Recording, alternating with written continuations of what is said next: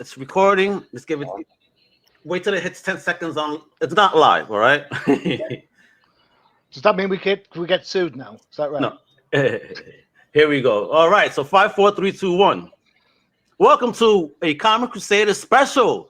I'm your host Al Mega with my co-host Johnny the Machine Hughes, all the way from across the pond, and from the other side of the coast, my man David Nemesis Howard. What's up, fellas? Hey, what's going on? Yo, do you see who's next to you guys? Do you see what legendary creator Pip we have right here? The one and only, the Todd father himself, Todd McFarlane. What's going on, bro? Hey, gentlemen, how you doing today? How's everybody doing? Good? We are doing well. Good. Thank you. How are you and your family before we even begin in dealing with this whole COVID mess? Yeah, everybody has to deal with it differently. I mean, obviously, I've led a pretty gracious life, so we're out here in Arizona, lots of space. The weather's good. We can still move around, so we're not confined. I've got a daughter that's a doctor, so she's right on the front line. Oh, nice. And then bless her, man. I've got another daughter that's got autoimmune deficiency in her body, so she's susceptible. So we got two ends. We're just watching, trying to be a little bit careful. So we'll probably be a little more conservative than other people. So. Oh, understood, and for good reason. So many blessings and protection for the one on the front line, and also for the one that's in danger. I hope nothing happens. God willing, that everything remains safe. But no more depressing stuff. We got to get into some stuff here, bro. All right. All right. I don't want to get sad over here. Spawn, my number one favorite character ever. All right. I'm missing getting my issues. I don't know what's going on with the comic right now. So, let's get first with the comic. Well, I know you have a kick-ass Kickstarter, but let's start with one of the roots. So what's going on with the comic now, especially in the midst of what's going on? Well, so let's talk about. I mean, obviously, everybody's life has got disrupted globally, so everybody's just trying to do the best they can.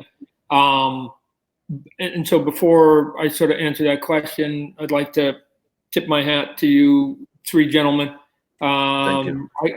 I think that it's important that geekdom continues to be an engaging place, especially during the lockdown, and I think that good people like you, David, obviously, and Johnny, keeping everybody engaged. I think it's good. I think it's good for everybody's mental health as part of it. That we just get to take our mind off, certain conversations and go into other ones. So I appreciate you giving me the time and what you guys do too. Keep it up. No, thank you. I appreciate that a lot. from the comic book end, as you guys know, the comic books obviously got shut down. The industry got shut down. Why? The delivery mechanism, right? Which was Diamond Comics. They decided, for I assume good health reasons, to shut that down. But it leaves a void, right? And now all of a sudden, there's nothing that's sort of filling that.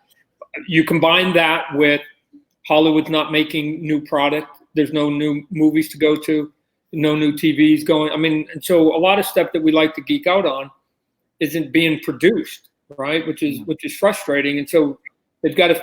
We're geeks. We've got to fill it someplace. So I think you're seeing an uptick in video games. You're seeing an uptick, which is true because I'm talking to people and they're getting their readings are spiking. Even people are playing board games, stuff like that. So we're just going to geek out someplace else, right? Do it. I'm just hoping that they, this doesn't go too long and we don't give them product for so long that they forget about us. But here's where we're at. They shut down, but yesterday Diamond came back and said that May 20th they're going to reopen the doors for new comic books. May 20th, okay. So what will that look like, and what does that mean? Still some unknowns, still some questions. But supposedly on that day, new comic books will be flowing to what stores and to how many and to what level. Those will be determined as we get sort of closer to it. So now I'm actually having a conversation later today on how we now put our schedule back into play, right? So what does that mean? I've been in contact with a handful of artists during the lockdown to say, hey, how would you guys like to come and do an issue or a storyline of Spawn? And there's some pretty good talent out there that's available or got furloughed that I go, shoot, I'll take it. So I've been continuing to make the books, assuming that somehow I was going to use them someplace in some way. Like I instead of just holding my breath, I have the means that during a time when no income's coming in, I still have, I save for a rainy day, so I can still basically pay for people to work on my books. And so we've been moving full steam ahead, hoping for the best. So on the back of that, Todd, are Image in a position to use different distributors in much the same way DC have come out and said they're not just going to use Diamond moving forward? Yep. Are you guys able to do that, or are you just still kind of with Diamond at the moment? Not yet. We will probably assess to see what happens at May 20th. And then at that point, there will be a couple different things. And just to be clear, that at times, we have to sort of define it, and sometimes I have to define it. I can speak as Todd McFarlane, the entrepreneur, the guy who owns my companies, and I have a personal opinion about a lot of things. And then there's that person's different than the president of. Cool. So what Image may or may not choose to do with the majority of the vote may be counter to what I personally think should be happening. But again, one side is a majority and the other one's a dictatorship. Yeah. So I get, on my side, with my companies, I get to do whatever I want to do if I choose. So let me rephrase the question then to make it a little bit more palatable. Do you think DC are doing the right thing by using different distributors rather than just using Diamond? I'm going to come at it at a slightly different angle. Go for it. And I'm going to put the right and the wrong to the side for right now. Okay, cool.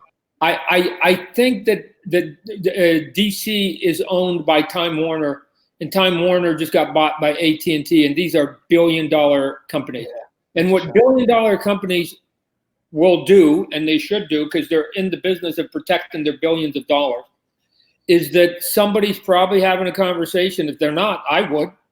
That they're saying, whoa, and Disney's probably having the same conversation. Definitely. Whoa. I just want to be clear, because I'm just an executive up at Disney or Time Warner, and I don't quite understand comic book. You're saying that these movies and these TV shows that make billions and billions of dollars for us, whose origins and the source material comes down at the comic book level, you're saying that the source material has now been shut off.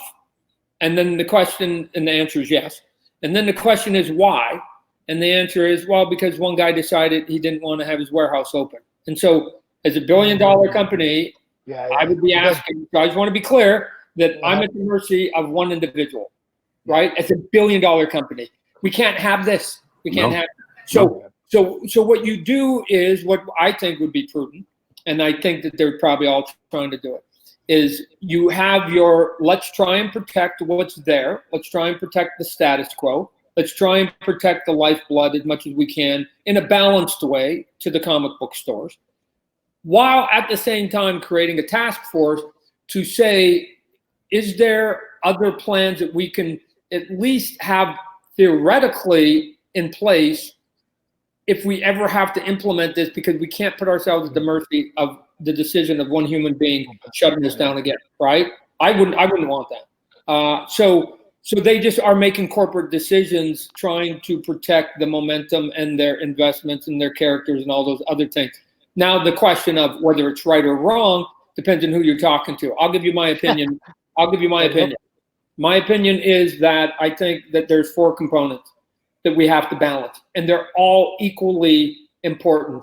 And what's happening is that when you talk to any one of those 4 components, they distort the balance, right? So that's 25, 25, 25, 25. And the 4 components to me are the fans. But no fans, I would argue they're actually the most important. But no fans, none of us got anything. Absolutely. The fans, you've got the comic book stores and the distribution system.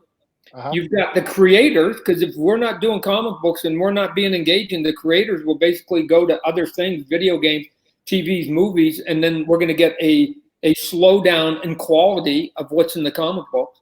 And then you need the corporations that own Superman, Batman, Superman to thrive so that we can have these big characters that are there. All of those need to get through this in a reasonable fashion. And you can't give undue balance to any one of them. So we can protect the stores all we want, but if we protect the stores by doing no comic books for 9 months, for 9 months, and all of our fans decide to move to video games and something else, then when they finally open their stores, there will be no fans. And so we protected nothing. We protected nothing, right? It's So symbiotic. if we say that we're just going to give it to people digitally and we harm enough comic book stores, then we're going to hurt our lifeblood. So this is what I keep saying. There's a balance and act that everybody has to give a little bit and enjoy a little bit of the pain that's here so that we can all survive at the end of the day. Cool. Yeah, there's definitely a relationship between the four aspects. Massive.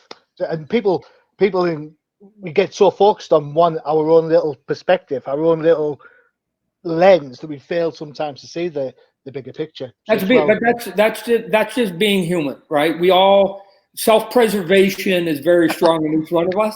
And so I completely understand it, and I don't begrudge anybody for having those. I just, from time to time, just say, well, can I give you a bit of a counter argument? I'm not even saying my argument has any validity. I'm just telling you sort of that my survival instincts say we all need to do this so that we can all survive, and as a byproduct, that means I personally survive. So I'm still being self-serving by trying to balance everything. I think that's so fascinating, and I love that you gave the 4 points there, because a lot of people forget that the corporate is important as well, because they're the ones that are kind of backstopping everything and are part of that whole equation of what those needs need to be met. Yeah. But well, if you don't have those big IPs, you don't have those big brands, those big names. I'm not saying people are going to stop reading comic books, but then all of a sudden now they have to go into unknowns. And here's what I think is going to happen in business going forward. Forget comic books, it's business. Whenever you get a disruption, I've been through it. I've been at business for 30 years. Businesses have a tendency, buyers, everybody gets a little bit conservative. And as part of the conservation of what they do, they tend to go and gravitate toward known quantities, right? So it's not an accident that the Walmarts and the Toys R Us and the Targets, whenever you have a collapse in the economy, and I've been through a couple of cycles, that they say, we're only going to do Marvel, DC, Transformers, and Star Wars toys. Because that's 80-90% of the business, and everything else is a bit of a gamble. So they just go, we don't want to gamble because we just came out of a bad situation. So this is why we need the corporation, because we can come up with some cool ideas. It will take years, though, for any of them to get even close to a Superman or a Batman, and we may lose too many fans. So yes, we need them all. We need everybody. We need all the players. I think that leads me right to where I wanted to go. I wanted to congratulate you a few months late, but on Spawn 300. Just an amazing accomplishment. And, that leads you right back into, what's so amazing about Spawn 300 is that it's a creator-owned comic. It was something outside, and it thrived and went forward. Do you see that being able to happen in today's climate with what's going on now? Do you think that another comic like that could ever have that longevity? Yes. Because I think it's an amazing accomplishment. Yeah. Cool. And here's why. Here's why I say it so easily. Simple answer is yes. I'm not doing anything unique. I am just basically replicating the success and the data that has been there since the dawn of comic books. Do a character for many, many, many, many years, and now hopefully turn those into decades. Make the stories as high quality as you can. Expect there to be ebbs and flows over time. You can look at every character, and they've all had high points and low points, and just keep coming out and be monthly. And eventually you get value through attrition, because again, you're just there every day. You're on the stand. And if at times you can then come in there and say, hey, here's this book that's been around for 30 years, right? And remember, Spawn now has been around, again, 300 issues. That was the same number of issues as when I took over Amazing Spider-Man. Wow.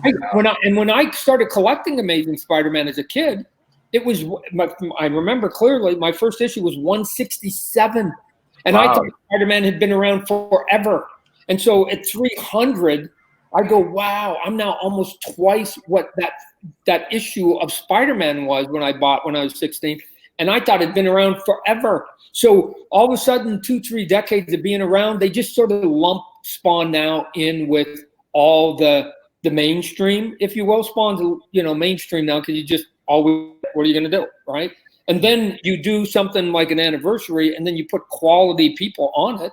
Greg Capullo and Pena and Campbell coming on, and Jason Scott Alexander and a few others. Okay, whether it's on Spawn, that's a known quantity, or it's on Superman or Batman, that's a quality lineup, right? So it wasn't like I sold Spawn 300 with a bunch of no names on it. I mean, I had to up my game just like anybody else did. And if you do it, it works. I mean, the retailers a month ago, voted Spawn 300 as the comic book of the year, right? So, and it was the second highest selling book. The only book that outsold it was Detective 1000, a Batman book that's at 1,000, not bad, right? With 26 different variants, right? 70. Actually, I think it was over 70. Over 70. And then Spawn 301, which was the record setter, came in number 11 for the top selling books of the entire year for 2019. Nice. And it was the only book in the top 11 that had the same title twice. Whoop. The only book. Congrats, bro. There wasn't even one Captain America. There wasn't one Iron Man. There was not one Spider-Man book. There was not one Thor or one Hulk. There wasn't even one in the top 11 of any of those. Wow. Spawn had two, right? So is there a way for people who keep saying that it can't be done and, they keep talking themselves out of it? Look at the data keeps showing that independent books, whether it's Saga or The Walking Dead or what Snyder did with his Undiscovered Country or with Spawn, that lightning keeps striking. So the answer is yes. Yes. Here's the piece. Here's the piece I don't want to hear, but it takes a lot of hard work and time. Right. Well, for me, yeah, for time. But it's comic books are hard work, and so if you don't want to invest the hard work in it, and for me, time, then no, you then it's almost an impossible task. So. But what you've just said made me so happy because the guys know I've been a fan of Spawn since I've been a fan of Spawn longer than I've been married, and I've been married over 20 plus years. Al, don't give us that. You love Firestorm. I like Firestorm. Yeah, whatever. His ass. Like today, you were talking about. Talk about White Tiger. Go on. That's my Puerto Rican hero, man. You got to leave him alone. But Todd had mentioned before how he come into mainstream, and that's funny because today there was a whole hashtag on Twitter. DC and Marvel walk into a bar. And I had to love this one. Somebody said, DC and Marvel walk into a bar and Spawn fucked them all up. I was like, yes, that's right, baby. Look, I like I said earlier, I think we all need each other. And if we're all healthy and we're all doing something positive that is respectful back to the fans and to the store owners, then you'll get results, right? I mean, let me also tell you that Spawn is one of only 2 books at Image that's $2.99, and Marvel and DC don't even have one. Most of their books are either $3.99 or $4.99. So could I get an extra $1 in each one of my books? Of course I could. As a matter of fact, I've had store owners say, Todd, you're taking an extra $1 out of my pocket. I would sell just as many. But I understand for you and for me that would be beneficial. I don't know how that's beneficial to the fan, right? Exactly. Saving the fan $1. Here's why I think it matters for me. All things being equal, and again, it has to be equal. You say, hey, there's Spawn. I think it's a 5 out of 10 comic book, and then there's another comic that's a 5 out of 10. But Todd's $1 cheaper.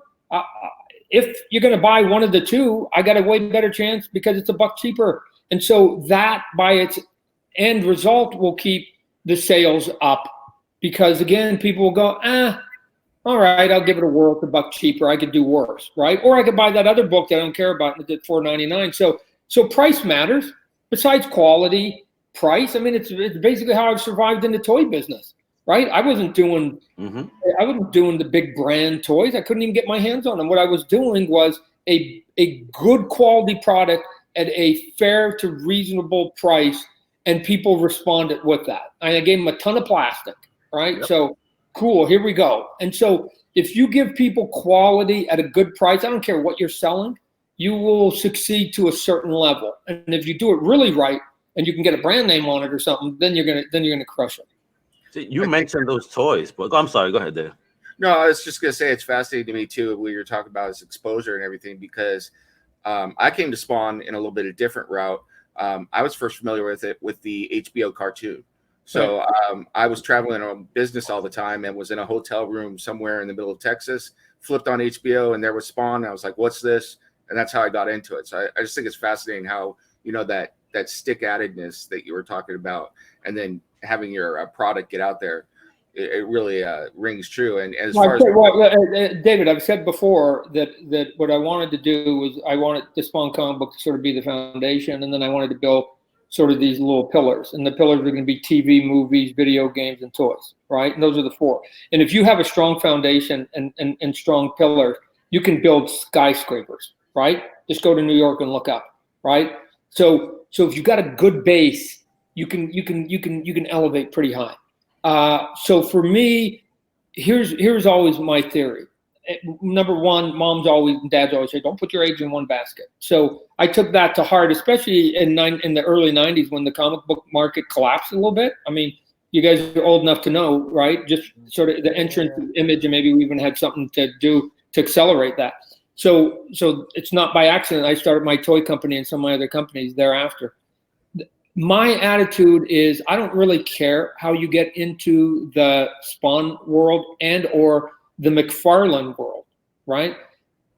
If you want to come in through the obvious way, which is the front door. So for a lot of people, the front door is comic books. Oh, Spawn Comics, he's a comic book. He started in comic book, come through the front door. But if you can come in one of the back doors or the side doors, which is the video game, the TV show, the animation, the movie, oh, Todd's doing some toys over there, or some other iteration that somebody's doing. I don't care how you get into the house. Party's inside the house. I don't care what door you use to get to the party, right? I'm all the doors are unlocked, and I'm a gracious host. Come one, come all. We like everybody, right? So and sometimes even people get even in a more serendipitous way. They say, "Oh, I saw that music video you did for Korn. Oh man, it was dope. Like that." And then I heard your name, and then I found out you did comic books, and so then I went and looked at it, and I didn't know you did Kiss toys. Uh-oh. No. And they end up buying a Kiss toy. Okay, it's a weird way to get there, but it's like because all those doors and all those portals were open to everybody to experiment with. God bless God bless all of them. So. Well, I've got to say then, I'm really old school, because for me, it's Detective Comics. That's where I was. Wow. That's where I was. Yeah, you are going back. So now let's talk about that for a minute, right? So let's talk about. So let me just geek out on you a little bit. So now you got Detective Comics. I did the 3 issues, and then a Batman year 2. So now people ask me, all of a sudden now we're 20, 25 years into making toys, which is a byproduct of me doing the comic book. And now I've got the DC Multiverse toys. The thing that's cool, Batman. And what would be really cool is if I got to do Batman, I'm going to get closer to my router because maybe I'm making you guys go up. What would be really cool with Batman is could I do some Batmans that were based on my own artwork? Detective, right? Yeah, I'll go with that. Yeah, good call. Yep. Oh no.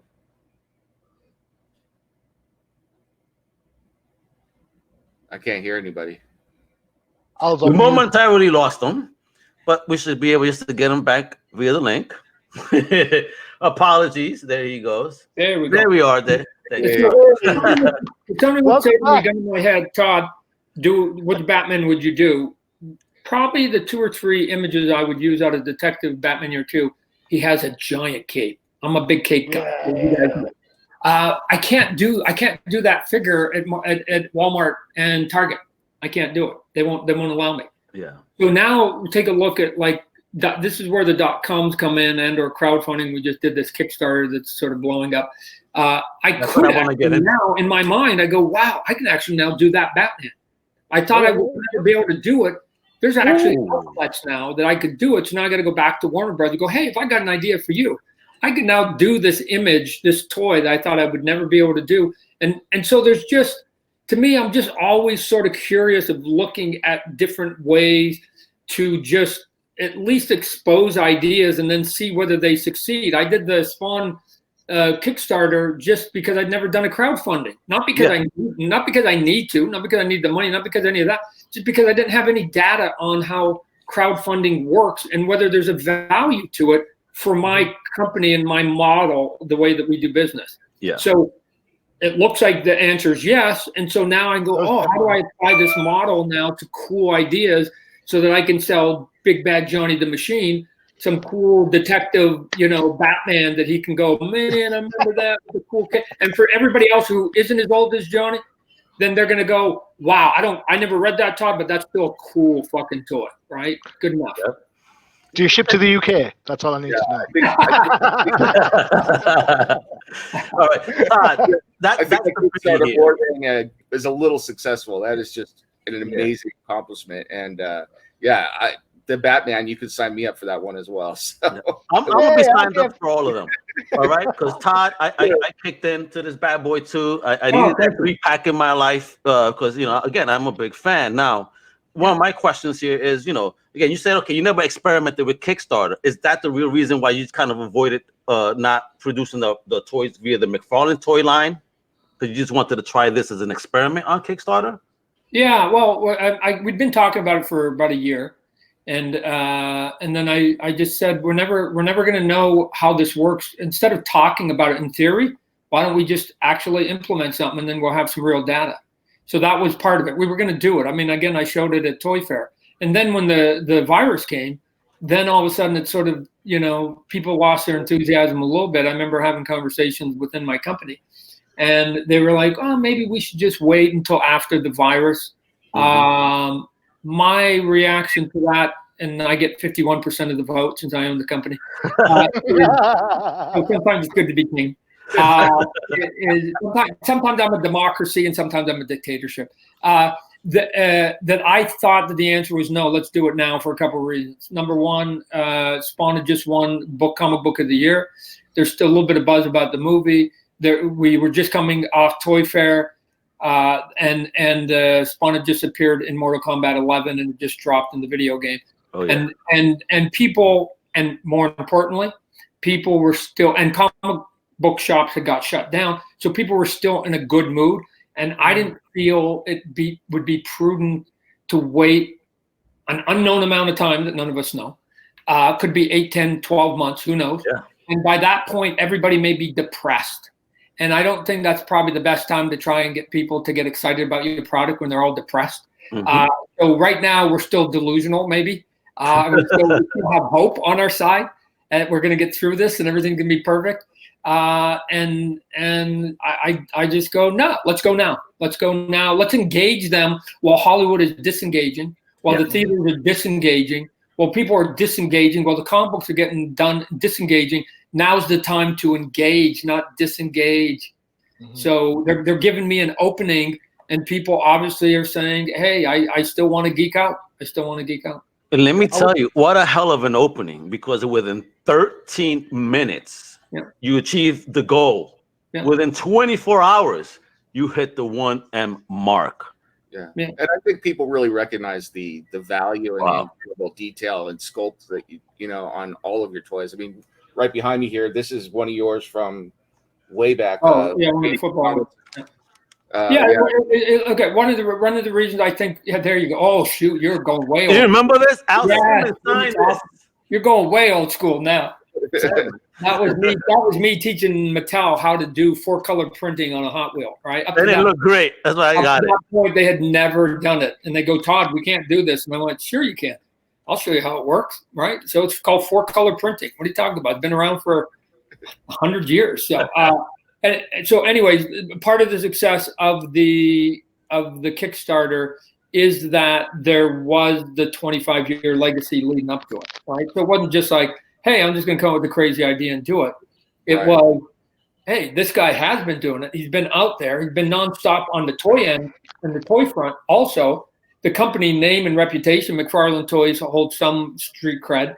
And he's going to basically do a wink to the very first toy that basically literally kickstarted his company. So, you know, all of a sudden you can tell a story, right? Just like with issue 300 and 301 with Spawn, there was a long time where 301 to me was only a personal story. And then at some point as I got closer, I go, gosh, you know what? I wonder if I can externalize this and get other people to get excited about it and care. They shouldn't, but see if I can get them to care. And it's amazing now how many people go, oh my God, Todd, you got the record. And it's like, oh, it's cool, you got the record. Yeah. It's like, it's issue 301, right? But it's like all of a sudden it has way more meaning. So anytime you can deliver quality, a price, and then tell a little bit of a story behind it with the brand, like those combinations will work.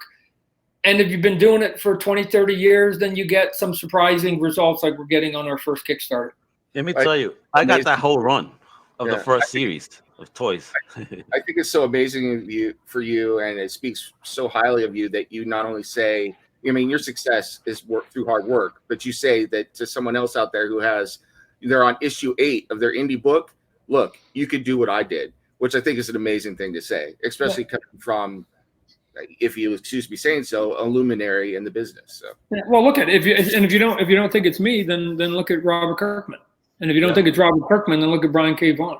If you don't think it's Brian K. Vaughan, I can keep going on, right? So at some point I stop.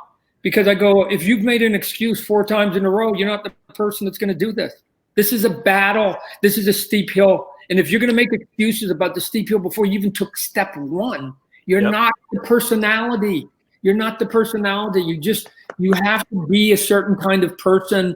And so I've figured that out now that I've gotten older. It's like everybody just doesn't have the same fire in their belly as I do that comes so natural. The question is, why does it come natural to you, Todd? I don't know. I think I came out of the womb that way. We just have personalities. My personality, right? You came out kicking and screaming like a mofo, Todd. That's what happened. And you keep battling every day like that. Well, here, I'm going to tell you why I do it. I'm going to tell you, I know why I do it. I live it. When I look at data, and so here's the data we'll use. We'll use the existence of mankind since the dawn of man. When I look at the dawn of man to today, there's only 2 things that I see as being consistent. 1, we're going to all die. We're dead. We're dead at some point. So let's just put that to the side because not one topic. Is it taxes? Yeah, that's a good start. We're all going to die. Well, it's true. We can all agree on it. So, number 2, change. Since the dawn of man, there's only one thing that's been consistent since we look at the history. Things keep changing and changing and changing. We can argue whether it's for the better or for the worse. We can make that conversation. But change is here because otherwise we'd all be living in caves still. And it keeps coming, and efficiencies keep coming. And every time an efficiency comes, that generation is now lazier than the previous one. So that's a whole nother conversation. But change is here. And what drives me crazy is that given that that's the only real truism besides death, is what we do as humans is we protect status quo, which is to try and not make changes. Why? This is how we've been doing it the last 5 years. And, you know, Todd, I don't know why you want to do it differently, because it's change. Yeah. And if I'm not doing it, somebody else is going to do it. And if you want to get conservative, IBM, and you want to just say, well, this is how we've been doing it for 10 years, then there's going to be a guy just like me called Steve Jobs that's going to be sitting in a garage, and he's going to say, shit, I'll do something. I don't care. I don't care how many times they say you can't be done different. Of course it can. What they're just saying is they don't want you to do it different than what they're doing because they're the leaders. And here's what I know about most people who've ever run a race and are in first place. They never slow down for the people behind them. So nobody's ever going to take your idea and slow down for you so that your idea can come along. Of course they're going to tell you that your idea is dumb and stupid and wrong, and they're going to make sure and say you're not as fast as I am and you're not as big. And it's up to that person, for me personally, to say, oh yeah, well, then game on. Let's go. And you may be right, and you may be right 98% of the time, but that 2% of the time that some of us get through, right? That helps towards change. And what's the change we're talking about? For me, it's making cooler toys. Like, oh my God, we're not disrupting the world. I'm just saying you can make cooler toys. That's all I'm saying. You can put more paint on your toy. Like, it's not shattering stuff. It's bizarre, easy, basic stuff that when I do it, I get way more credit than I should. But God bless their complacency. Todd, let me tell you, you're firing me up, boy. Go ahead, Johnny. I'd like the Dolphins to change and start winning some ball games this season. Can you help me with that? Let me tell you what. Any sports franchise that is mediocre for decades, that's almost a superpower, right? Hey, go Miami! You could put your mom in that exact same position, and she would have got them to mediocrity at the exact same rate as these overpriced people who all have the right answer. Let me just tell you, when things are going good, I deal with billion-dollar corporations. When things are going good, they're all smarter than us. They're always so smart, right? And then when it doesn't work quite as well, it's like, okay, they somehow think that because they attach themselves to a big brand that somehow that their brain cells got a little bit bigger, right? All of a sudden they're like this. To me, it's all I want is to just do practical stuff. And then back to David's point, that David is the reason why there is 300 issues of Spawn. I've said it before, because after I deal with some of this craziness called the business world and humanity, like Spawn is my warm blanket that I can just go to, come up with an idea, not get anybody's approval. I don't even ask my wife. And I make the comic book and I put it out, and it's a breath of fresh air, and it gives me energy so that I can go back to battle the next day against some of the sort of the situations and the models that are just the human construct right now. It's okay. Like I said, I get it. Nobody should be doing me any favors. Nobody should be getting out of my way. But and let me also tell you, gentlemen, and this is the wired part. I don't pick fights. Right? So but here's what I know. I don't look for a fight, I don't pick fight, and I don't go around doing it. But here's what I will tell you. I am not afraid to fight. Oh, definitely. So if I've got one thing in me, which may be a deficiency, it actually may be a deficiency if I get the medical people, is that I'm close to fearless. Okay. I don't have that piece in me. I don't care how big you are. I don't care how much money you've made. I don't care what you've done. Then prove it to me right now that you're better and you can do it and that there's no other way to do that. Let's go. And that's part of being, again, I was a baseball guy. So I'd go up to the plate 4 times. And the guy strike me out 3 times, the first 3 times. The 4th time, I still thought I was going to get a hit. I still thought I was better than that guy, right? Even though he beat me all 3 times, I go, yeah, I got a 4th time. Show me you can do it a 4th time. That was my mindset. Not, oh my God, you beat me 3 times. It was, oh yeah, show me you can do it again, right? And so that's all to me, I'm just going, fine. You don't have to invest in me. I'll invest my own money. But you can't say that I can't come up with an idea if I'm spending my own time, effort, and money. And then if it succeeds, then okay, that means there's an alternate way to basically deliver all these ideas, right? There's more than one way. I'm not saying what I'm doing is better or worse. I'm just saying it's different. It's different. It's the fruits of everybody's labor. That's okay. Variety's good. All right, so I know that I don't want Carmen to kill us because I know you have another meeting in about 3 minutes. So let's give this last 1 minute, Ty, because I know your Kickstarter is awesome. You're at right now at what 2.1 million mark, almost approaching the 2.2. Wow, 2190. I've been watching this. It's like watching the national debt meter in New York when it was there, and it just keeps going. Yeah. So you're at 2.190 right now. If we hit 2.2. What's the next surprise we may get? Because I know every time you hit a milestone, boom, you're throwing something out there. I'll probably because it comes with a comic book, so I'm gonna start to move towards the comic book end of it. Woo. I'll probably announce something like some type of gold foil or embossing. It's like sex up that book that already is a $20-$25 book on the open market anyways. This is what I keep sort of telling people on the Kickstarter. I go, What are you talking about? Some people, when I do CGC, will give me $50 for my autograph. The packaging's 10, and the comic book's gonna be worth 25. That's $85. You give me 80, I'll give you a $5 discount. I'll throw a free action figure in, right? So the action figure, so there's a lot of value in that box. There's gonna be a lot of value in that box, depending which one you got. And so now it's time to basically beef up the comic book part of it. Can't wait to see it happen, Todd. So just any last words for entrepreneurs and creators, coming from your heart during this situation, during this time? What is your one piece of advice for everyone right now? For everybody? I'm going to steal creators, fans, everyone. I'm going to steal what I consider to be the greatest slogan ever. And I wish I had come up with it, and I hate myself that I didn't. Right? A big, cool shoe company. Just do it. Just do it. Because if you don't, I promise you, you will never, ever get there.